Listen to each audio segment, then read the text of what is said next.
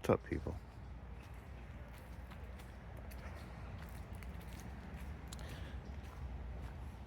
Saturday.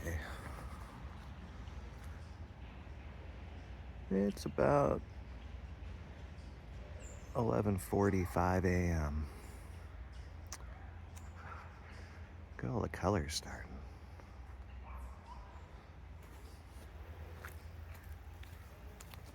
So, I'm going to talk a little bit more about Bitcoin.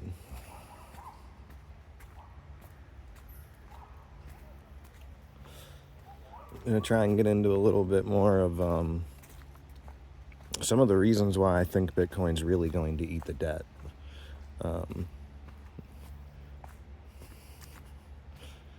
So, besides all of the clues in language that point to this fact happening, which, by the way, I do believe the word is a big part of what creates reality. Much like a computer simulation, everything is programmed with the word. It's a programming language. It's code.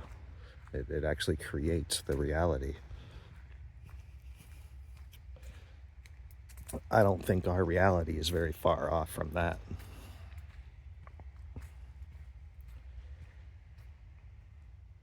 So, Bitcoin is going to do this in the real world, I think, like this. It's already doing it, actually. It's already happened. The governments of the world will start to acquire it and hold it on their Federal Reserve, their federal bank balance sheet as a reserve currency.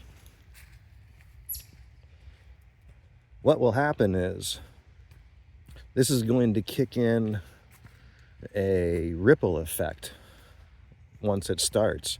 It's already started. The first country to do this was El Salvador, the savior, right? It has taken on the ultimate form of savings, because fiat money does not save. It's the opposite. Fiat money constantly decreases in value. Literally every second that you hold it, it's losing some of its value. It is debt. It's not even worth anything. It is debt. It is issued as debt. It comes into existence as debt, as a debt-based note.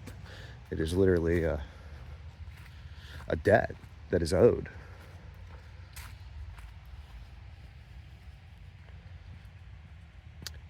And they can print them out of thin air.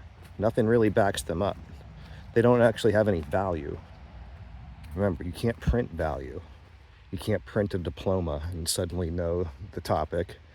You can't print any real value. There's no way to escape doing the work to create value. Just because you make more money, that just means you're going to dilute the value of it that's already in existence. In other words, you're not making any new stuff. You're just allowing more people the opportunity to get at it, which then makes it more rare, and then in turn makes the price of it go up because more people can afford it. But you're not making any more of it, right? So what they're going to do is, and they're already doing, is they're going to start putting Bitcoin on the balance sheet. And as they do this, remember, they can print the money they need to buy it with. The fiat money, they can print it out of thin air. So nothing stops them from just buying as much of it as they can. I believe they're already doing it right now. That the superpowers of the world, places like the United States and China and Russia and the UK and Australia and you name it, France, all the big superpowers, they're already long doing this, I believe. They are printing money out of thin air, which has no value, to acquire real money, solid, perfect money, Bitcoin, which has real value and can't be diluted. Or you can't create it out of thin air. You can't dilute the value of it. You can't steal it. You can't cheat it. Which is a good thing, but maybe there's something way they can do something with it that I haven't thought of, because it doesn't sound like them, right? This doesn't sound like their MO, but they're in a bad spot. The debt is crazy. The United States is further in debt. GDP to debt ratio is unheard of. There's never been a nation in recorded history that we know of ever. There's not a single one where their GDP to debt ratio has reached anywhere near ours. They've all collapsed far before this for the same reason. Far before this. I think the US is at something like 120+% right now. I think we're over 120% debt to GDP. What that means is how much we produce per year, or earn, or how much stuff we actually produce, real value, versus what we owe. It's not possible to pay it back.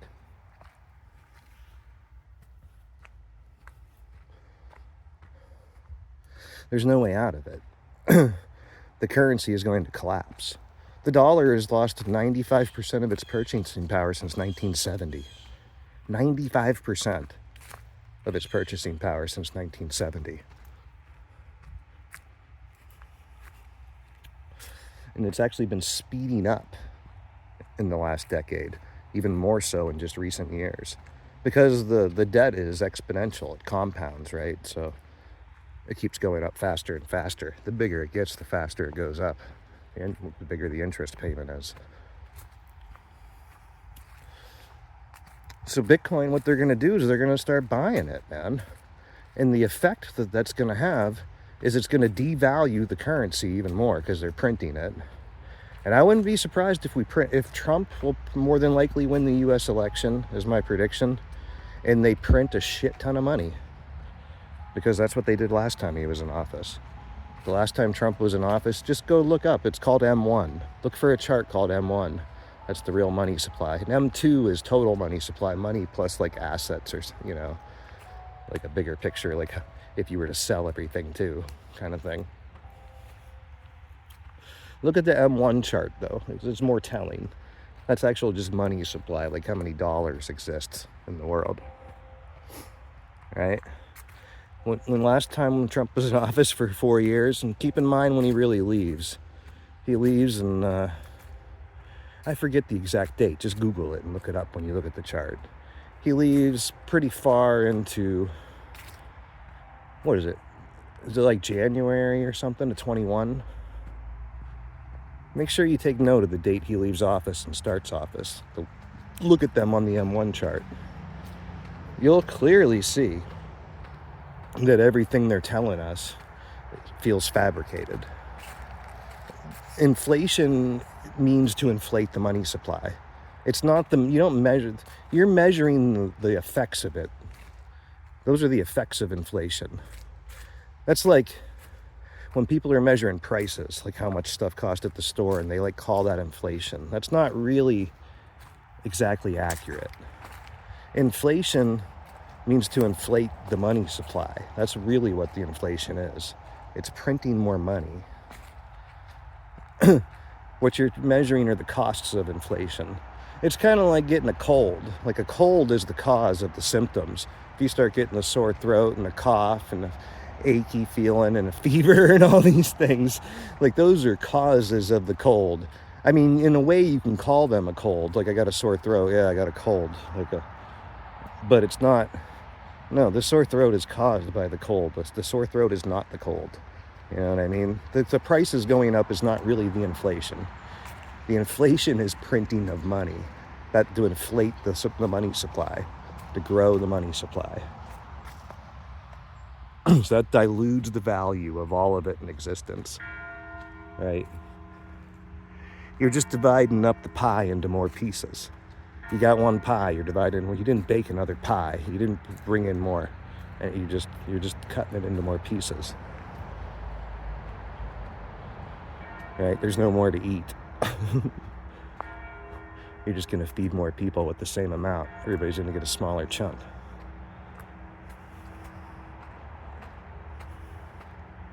So this stuff is important to see the bigger picture, to realize what they're actually doing. Okay? It's pretty. They're probably going to print more money, would be my guess. If I'm to guess what's going to happen, I'm pretty sure Trump's going to win. And if Trump wins, I think he'll do the same thing he did last time he was in office. I think they'll print a shit ton of money. Which, see, all the stock prices and stuff and like Bitcoin and all these other these things are going to shoot up right away. You know why? Because that's smart money. Right? That's smart money, is people who understand this stuff in finance and follow it. They're going ahead. That's the reason they make money. Like, they do it. They're the first to move on it. Right? The inflation happens almost immediately. You'll notice, like, when Trump printed all the money, inflation happened immediately. The price effect of it, if you look at assets and stocks, right? And it's kind of a trick. It's kind of an illusion, kind of a hard thing to point out, because at the same time, it's something a lot of us feel good about, me included. Like, I'm not gonna lie, right? Like, when the prices of things that I'm invested in or my retirement depends on go up, it feels pretty good, man. But the reason it's happening is actually a devaluation of money, of currency, of the dollar, and of all the other countries' currencies as well. They're all doing it. We're all in debt. The whole world's in debt. It is. The whole world is in debt. Think about that. And I've explained it before, and it's not the traditional thought on some of the more intricate causes of debt and inflation, but I've broken it down in other videos about, if you think about a barter system from the ground up with a small group of people, you'll see how the gap in wealth is actually the greatest cause of inflation. It truly is. The wealth gap. People earning more and more for doing less work, right? Because you think about it, it's very similar to printing money. It's for getting more of the money, the bills, the debt notes, but not putting in an equal amount of work back for them, right? It's an imbalance of energy, and that's where the imbalance comes from. So, like I've proposed before, I believe the bigger the wealth gap, the higher you'll see the debt in the country, right? Even though some countries may be like way poorer and way lower standards of living in the US, I propose that the wealth gap there is probably smaller. Like, almost everybody's in that state. You know what I mean? Like, there's a smaller, because they have less debt. They may be poor, but they're all poor to the same. Like, they're more equal. Right? Like, it's more normalized. It's like, oh yeah, I only make $60 a month, but like, in your country that might be normal. Like, that's average. Like, almost everybody makes that, you know? Like, so... and the really rich people there, you know, might only be millionaires instead of being, you know, hundreds of billions, billionaires.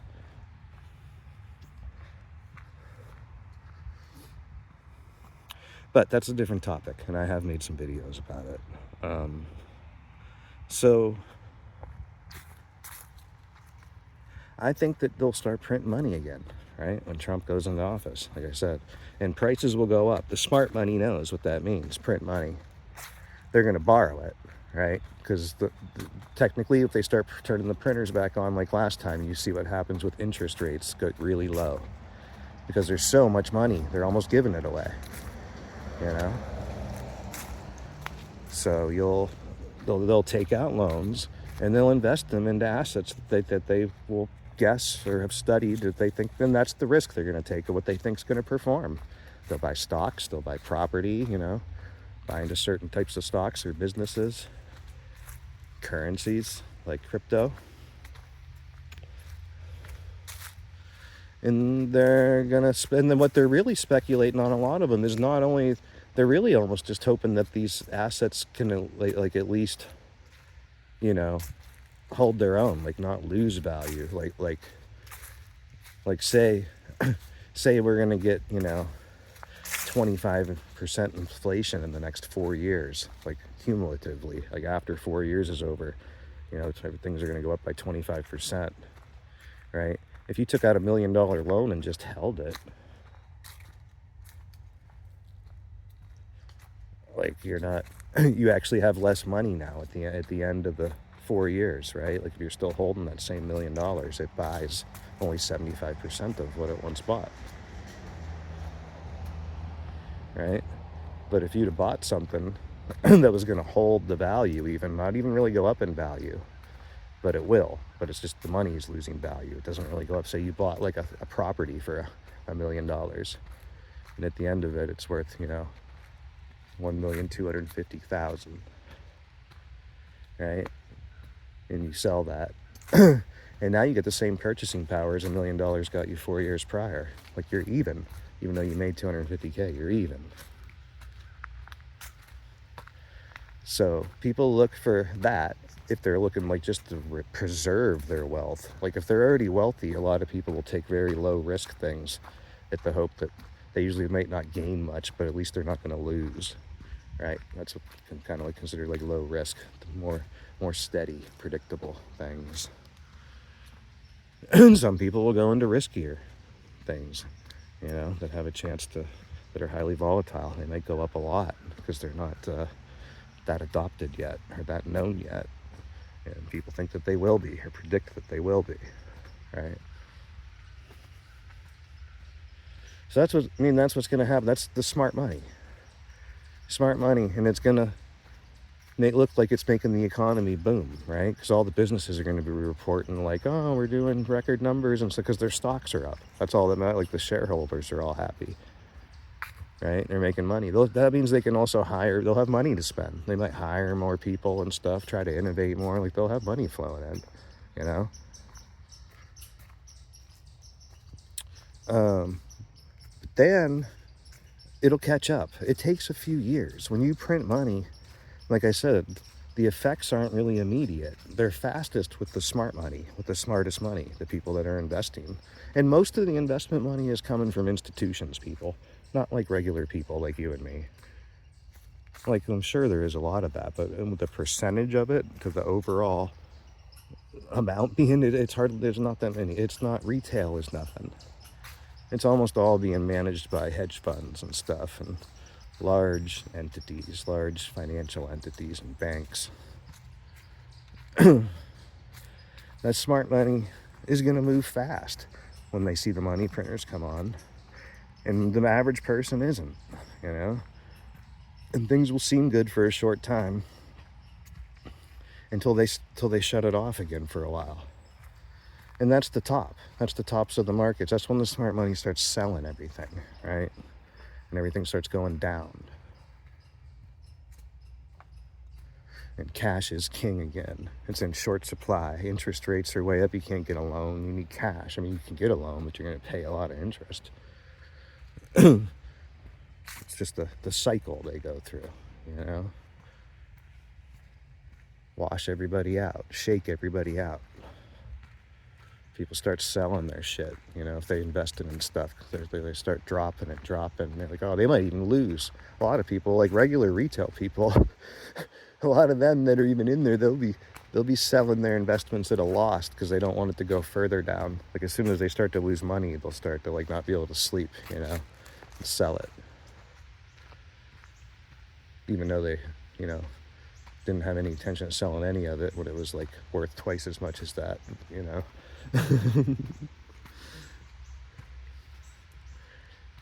That's what happened. It's happened time and time again. You just look at charts and years, history. So look at the M1 chart. You know what I'm saying? You'll see from 2016 to 2021 when he left, the U.S. money supply increased by, I'm pretty sure it's about 40%. I haven't done the math. I've heard people repeat it, and I visually, looking at the chart, that looks pretty accurate. It's got to be somewhere close to that. It's going up about 40%. Think how much that is to increase it, like the total supply. Like we've gone, like many decades and many years without having even half this much money that's in the system as there is now. Like, it was the biggest push ever. And you can blame it on partially on COVID. That's what most people will say. Like, if I try and ask proposition a Trump supporter, by the way, I don't support the left either or the right, but if I try and question it, they always just, like, all they say is COVID, and that's the end of it. Like, they won't discuss it any further. Like, COVID justified it somehow. I don't know. It was happening before COVID even hit, but yeah, there was a big spike for the COVID thing. And we paid out all those checks.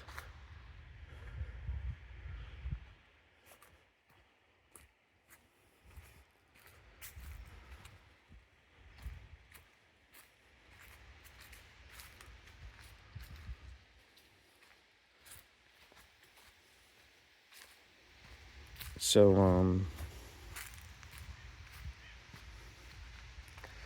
I don't know. I think that's what's going to happen. I think they're going to print a bunch of money again. And seriously, you've heard them. If you've been paying attention to some of the things Trump's been saying about Bitcoin, they really want to add it to our balance sheet, to the government, to the United States Reserve. They want to keep the 200,000 plus of them that they already have, that they've confiscated from that Silk Road stuff. They want to use them like as the starting, like this, and keep it, which will be the beginning of it. If that happens, I believe you're going to see a domino effect of other countries racing to acquire Bitcoin on their balance sheets. And Bitcoin's in very, very scarce supply, people. Very scarce. The price of it could go to more than you probably would ever believe or conceive of. I think the price of it could really become insane. I mean, I easily see things like $10 million a Bitcoin or more, easily. I think it'll maybe even surpass that by a lot, but I'm talking maybe in my lifetime, they're probably over $10 million a piece. And I'm almost 50 years old, so less than a year away.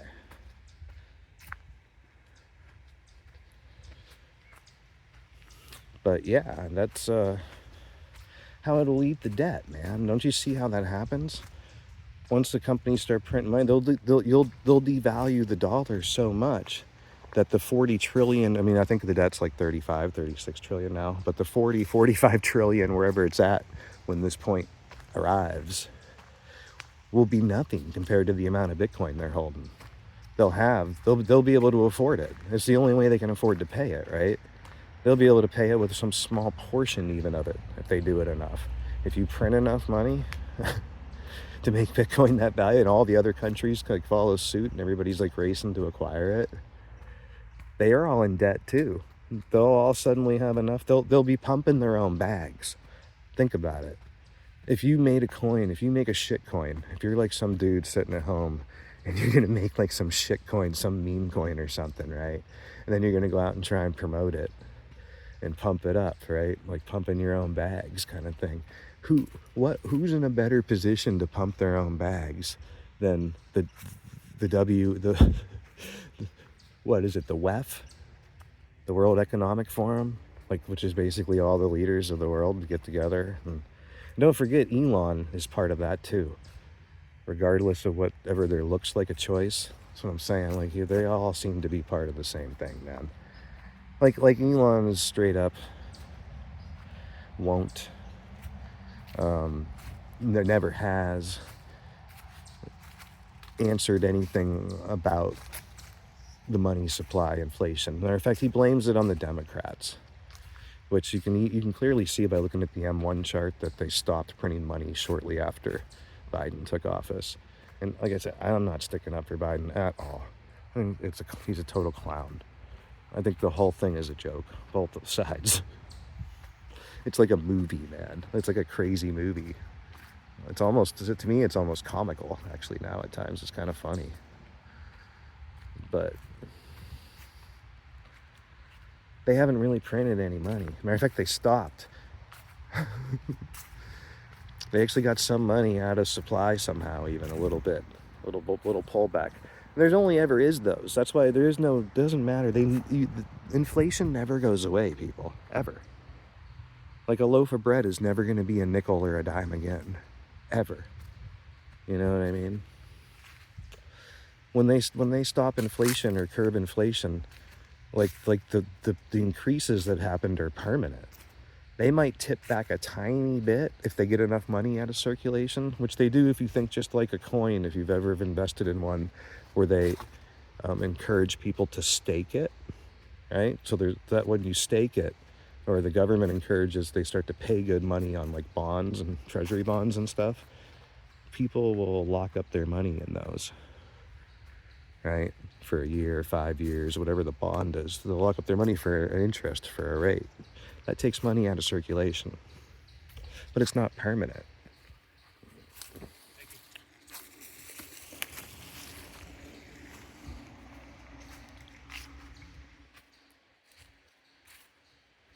Right? What happens when then people sell their bonds or unlock it?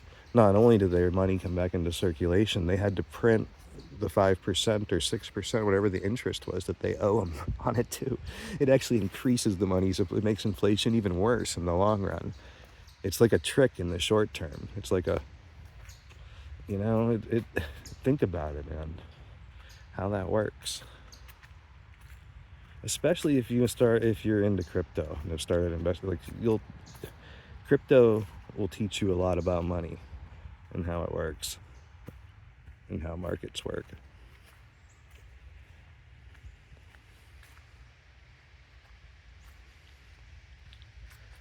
So, I mean, that's what's going to happen too. A lot of them bonds are going to come up during the next 4 years and stuff. People are going to want to sell them and want their money and their interest. They're going to have to print it. They're going to print a lot of money, man, is what I think.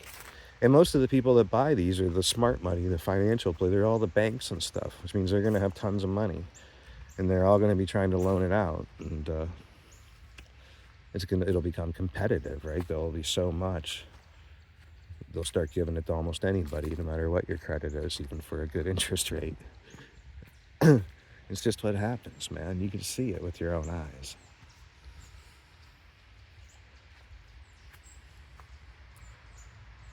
And by the way, if you're thinking about purchasing a home or a car or some kind of major purchase, you should wait for these cycles. You should try to plan them around. They're generally only every 4 years or so, roughly. So it's not like and I believe we're about to enter one where, yeah, those would be the time to do those kind of things if you're going to get a loan. Lock in some low interest.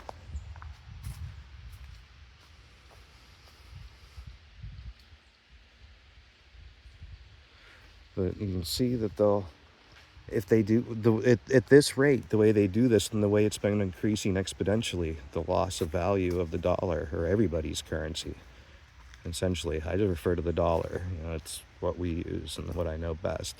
But it's happening everywhere. I think it'll increase exponentially, but that increases the value of Bitcoin exponentially. And I believe it'll make Bitcoin valuable enough to pay the debt, right? And it doesn't really do it. So I don't know how this does. I don't know what this does to society, like to the world, I'm not like getting into any of that part yet. I just see them doing this. Like it just looks like scripted to me. Like it almost seems like part of this reality. Like it's part of the story that we're in. I don't know how else to put it.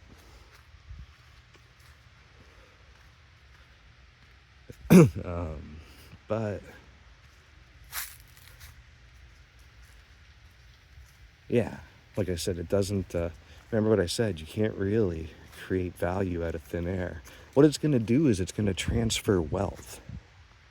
That's the only thing you can do by manipulating the supply of the money or the form of the money. Like this transition will be and you've probably heard this a million times in the last 8 years or something, right? I'm sure, and you've probably never heard it before. This is the largest wealth transfer in history, right? Everybody says, you ever see, don't miss out on the largest wealth transfer in history. Because I don't think the world's ever been this populated at least as far as in recorded history. So it's never been this wealthy during one of these transitions. I think technically it's true. What they're saying is, I think technically it's the largest wealth transfer in history is occurring.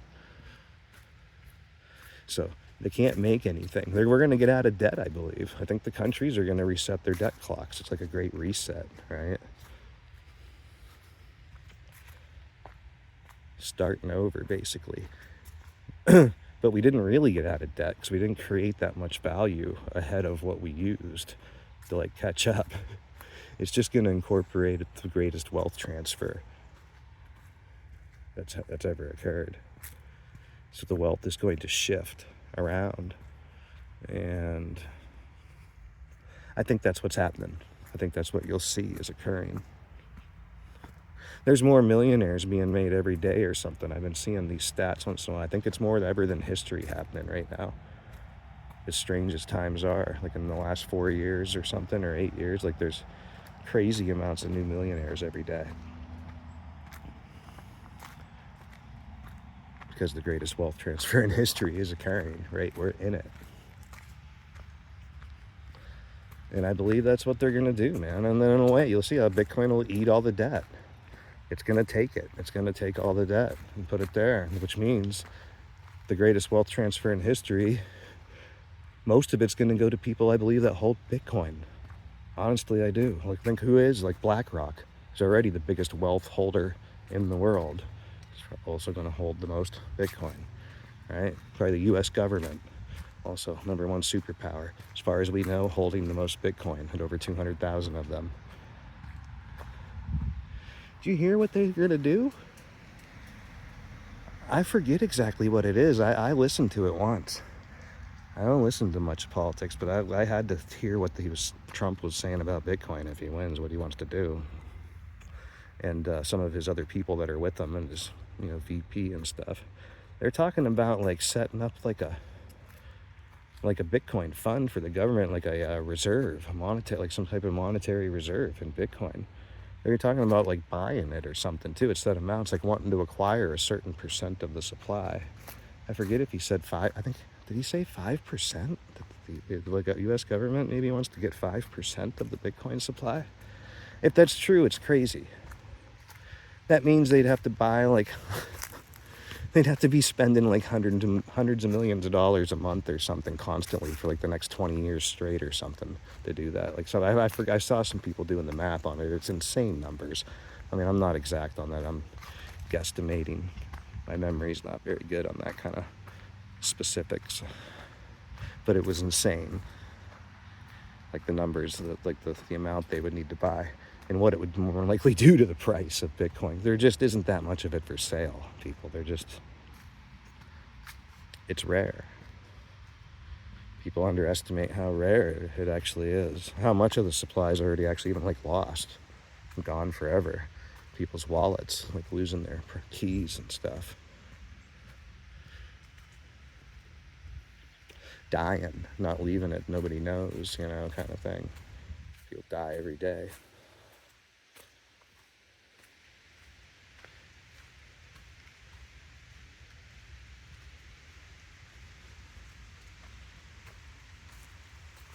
But yeah, Bitcoin is, I'm almost certain, is going to eat the debt.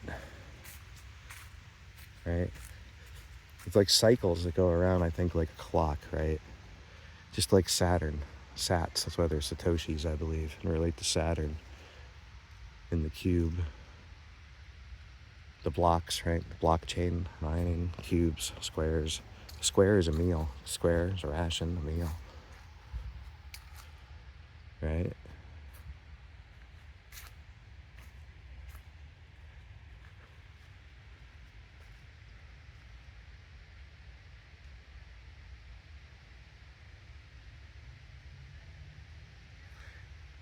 And it relates to Saturn, which is also related to that represents Chronos, right? Time. Has that cube on the bottom of it. The black box looks like BlackRock, kinda.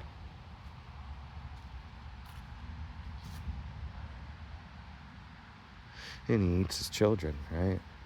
Which is really something like the 12, they call it like the 12 something. It looks like the hours on the clock to me, the 12 hours of the day. He like consumes them over and over, like a circle.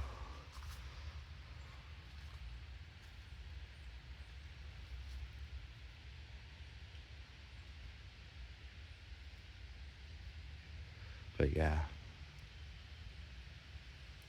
something about these stories and myths and stuff seem to be analogies for the overall story, like how these cycles repeat, even down to things like seasons, right? Seasons.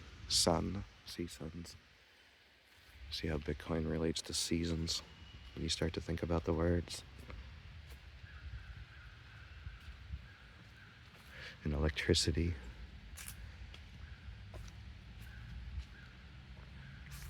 Banks and rivers and streams, floods.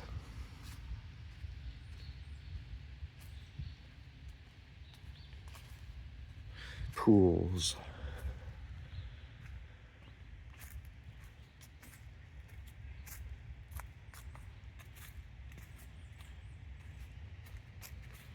Liquidity, stuff like that. And then mining too, the earth part, the mining, the work, the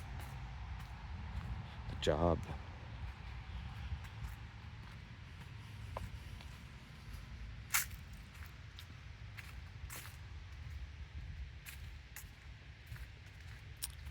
Got pretty stoned off that joint.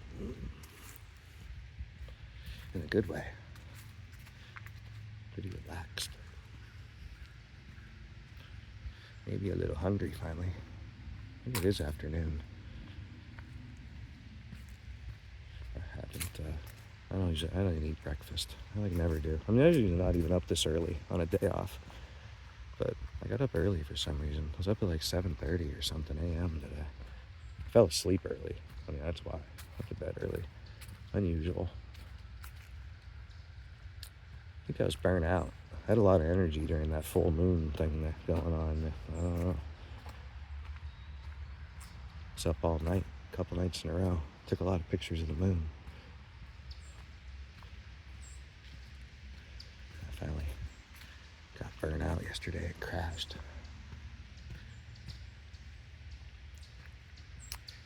Even that stuff, man. Those stories. Like, I'm Cancer. Supposed to be ruled by the moon, right? And water. And just certain personality traits and things like that, too.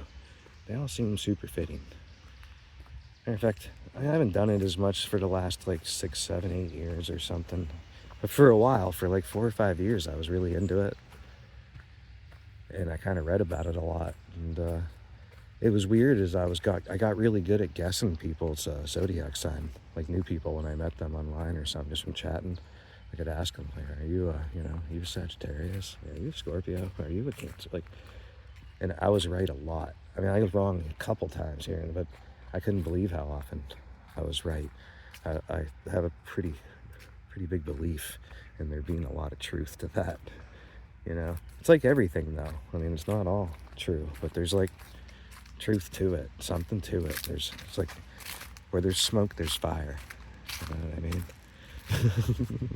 There's a reason why it's such a thing.